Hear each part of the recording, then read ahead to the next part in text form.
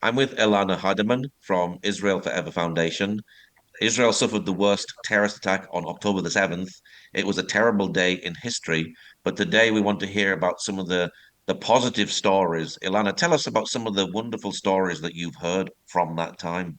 Thank you, Paul, for having me again. I think that anytime we talk about October 7th, it awakens very, very sensitive elements of the experience that all of us in the world had. Watching this terror take place was something that shocked our systems. It awakened our fears and gave us nightmares. And I think that for many people, when they started to learn about the events, the atrocity is what dominates the discussion, and extracting moments of miracles from within that atrocity is slowly coming to the surface in the months since the attack. Mm. Some of them are really, they defy imagination.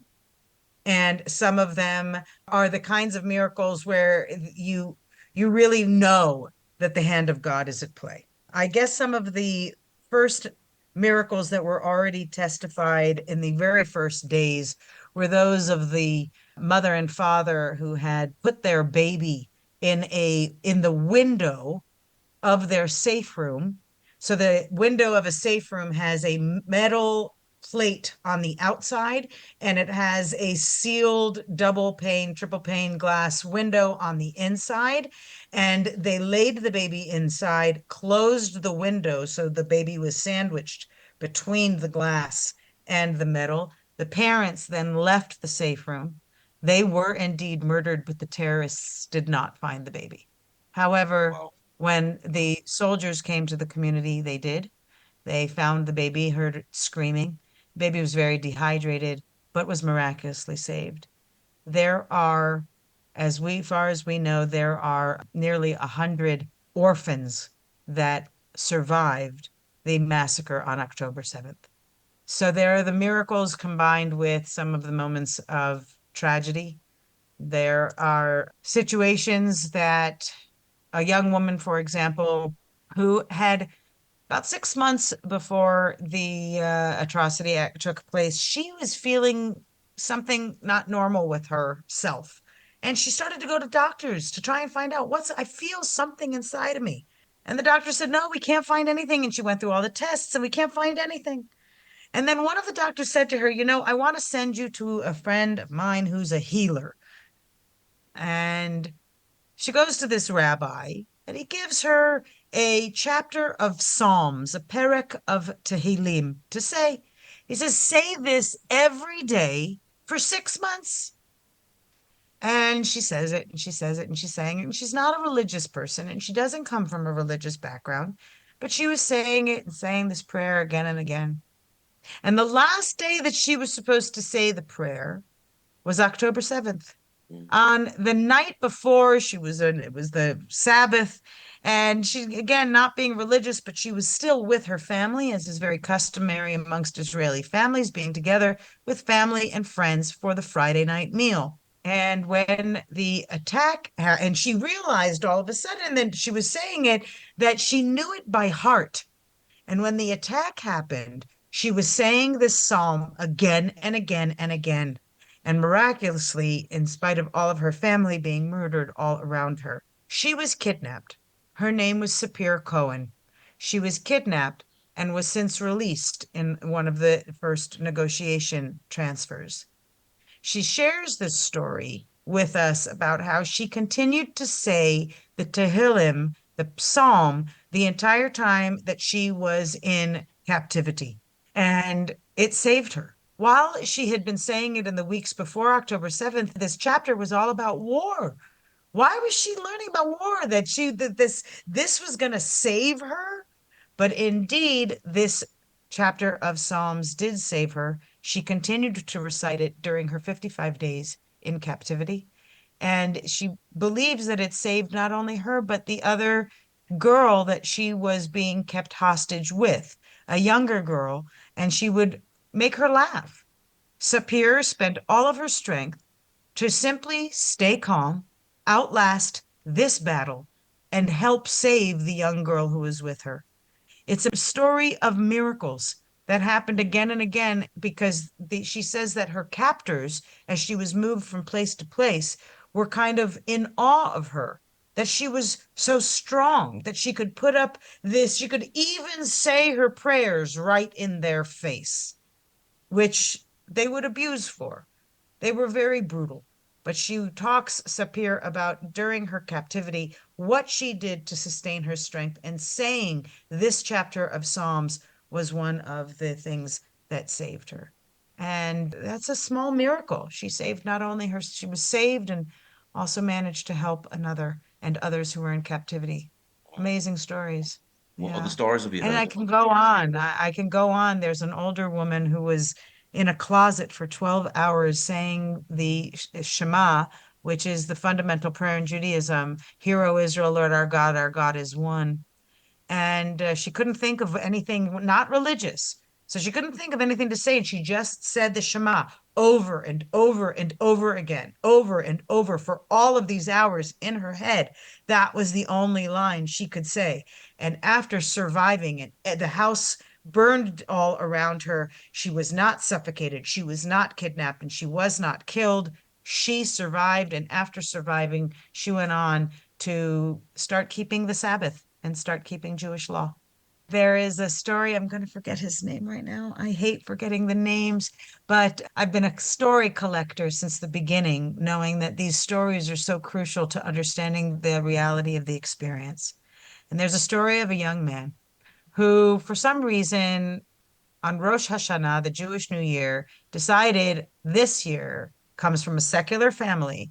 And this year he wanted to keep Sabbath. He wanted to change something in his life, to maybe change his luck in his life. And he just began to keep Sabbath. Well, the third Sabbath that he was supposed to keep was the Black Sabbath, the Sabbath of October 7th, Simchat Torah, our celebration of the Torah.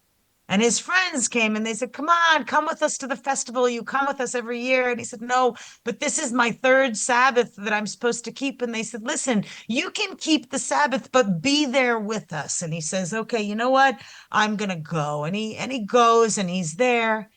And at 6:29, the missiles begin firing above. And fast as for those who know the pattern of the events, that the missiles were fired, the paragliders arrived, the terrorists started to infiltrate by trucks.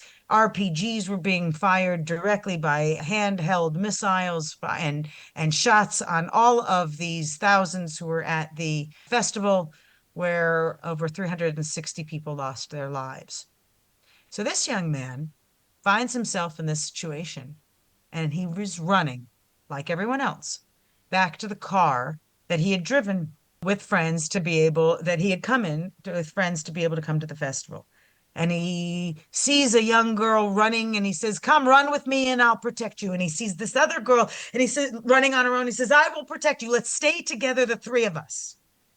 And they're running and they're running and they're running towards the car. And right as they're about to reach the car, where he sees his friends have just jumped into the car, an RPG missile hits the car and the car blows up. And he grabs the hands of the two girls and he runs in the, excuse me, and he runs in an alternate direction. And the terrorists are attacking and the terrorists are running after them. And there's gunfire everywhere. And the gunfire is just simply not hitting them. And he doesn't understand, how is it that everywhere to his left people are falling, and to his right, and he's grabbing the hands of these two girls and he's running, and then they veer to the right and they veer to the left. And the way he tells it in his testimony is incredible. And he veers to the right and he says, we're going to run to the toilets, the latrines. Now, for those who have witnessed any of the documentation that was taken either by the terrorists or the IDF, we know that the latrines are an area of a massacre in and of themselves.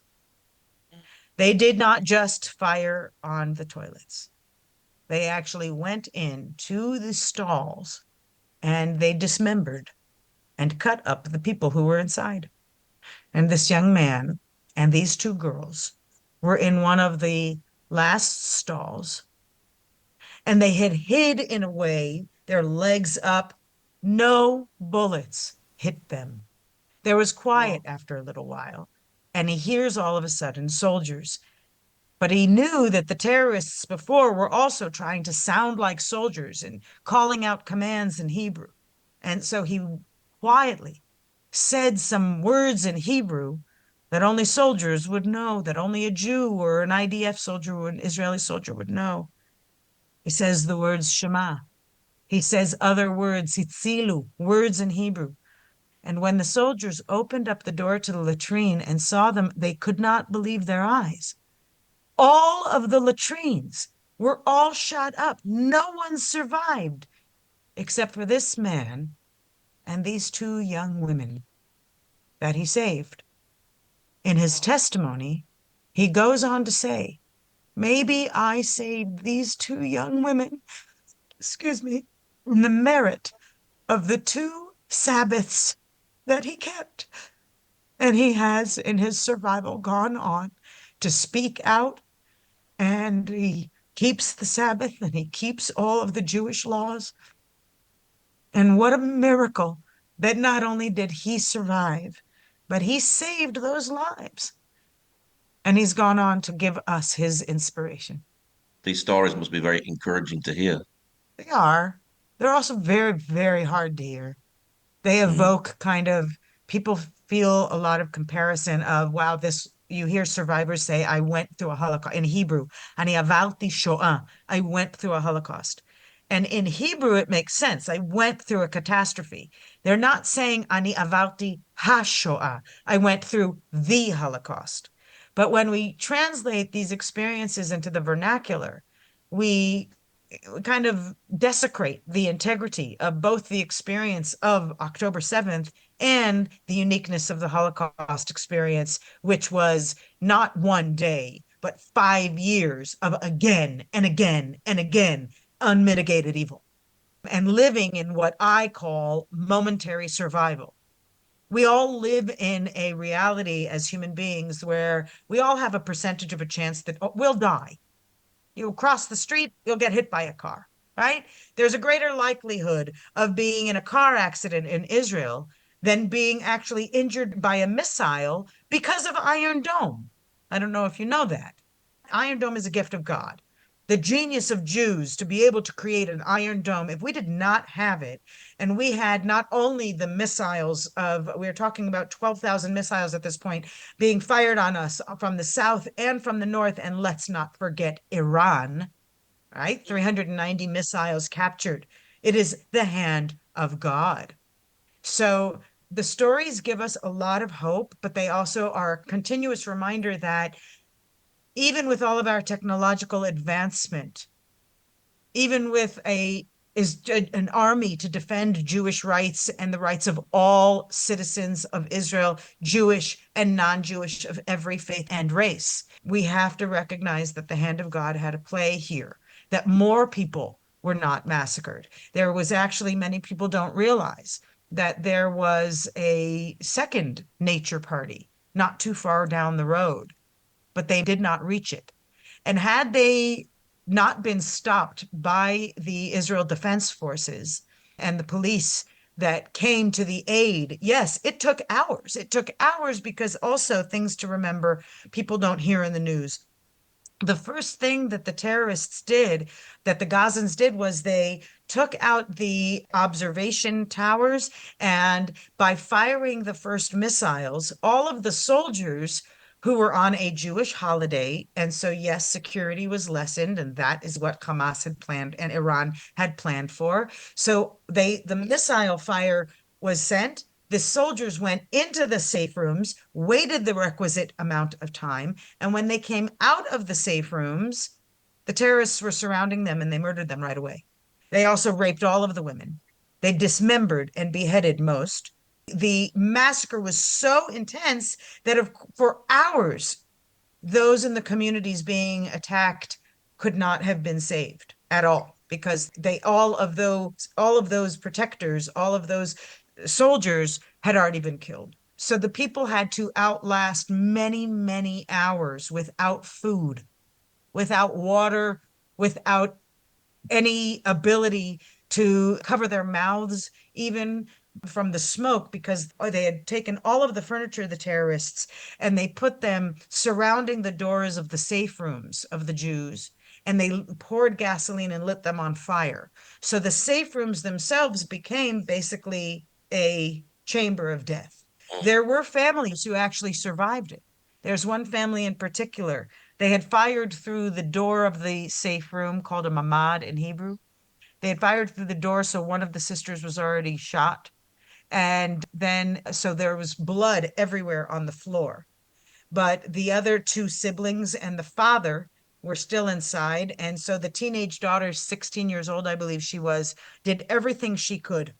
She made a tourniquet when her father was shot in the arm by one of the bullets coming through the door. She made a tourniquet of her own clothing and the clothing of her dead sister in order to make sure that he would, least amount of blood would be released from the body. They urinated on the cloth in order to be able to cover up the bottom of the door. These are details no one wants to actually hear. But you know, Paul, what I think is these are also pieces of information that anybody ever in a situation like this can also learn from. Can you Mm. imagine a 16-year-old girl who is at this point, after hours in a safe room, 12 hours of fighting for her life, lost her sister dead in front of her? There's also no electricity at this point, so it's dark inside. And she has the wherewithal to help save her father, to, moisten a towel so that they have something to breathe. The Mm. miracles were never ending. It was Have you about been human resilience and also a hand of miracles at work. have you been surprised by the bravery of the people on October the 7th? I'm astounded. I'm amazed. I'm surprised only yeah, I don't know if that's the right word. I'm awed by all of them. We want to hear more of their stories, but they're also very, very painful to keep hearing. I'm also very sensitive towards the severe needs they have for trauma care, and I don't think that there is enough trauma care in the world that will be able to alleviate the pain that they feel.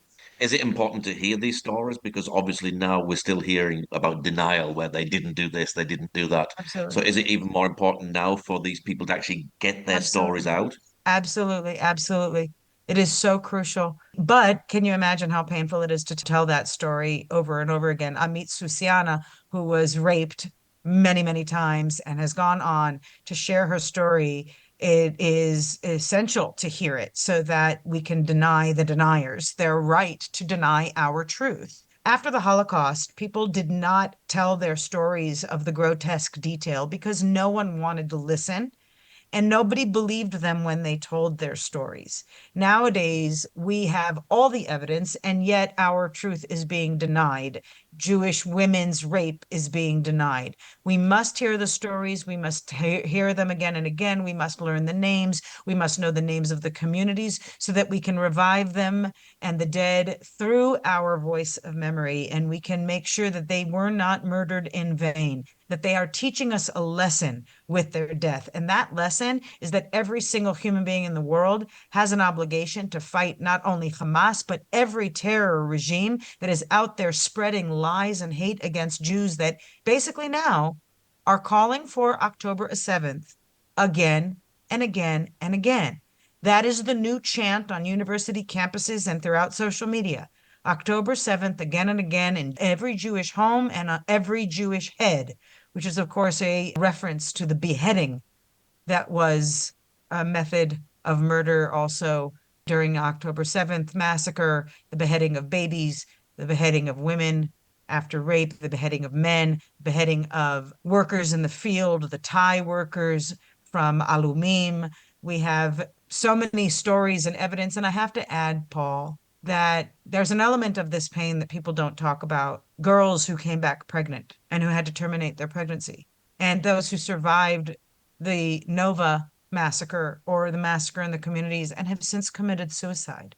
We know that there are now nearly 100 suicides of those survivors who cannot live with their pain. They are not being counted amongst the dead and the victims of October 7th, but they should be. Mm. There is a man who gave testimony, but then took his own life afterwards. And those stories are crucial to hear. And the testimony he gave was of how he was forced to watch his girlfriend be raped by over 10 different men. before they then beheaded her while she was still penetrated and then fired bullets up her. And he had to witness that. And so, understandable that he could not live with that any longer.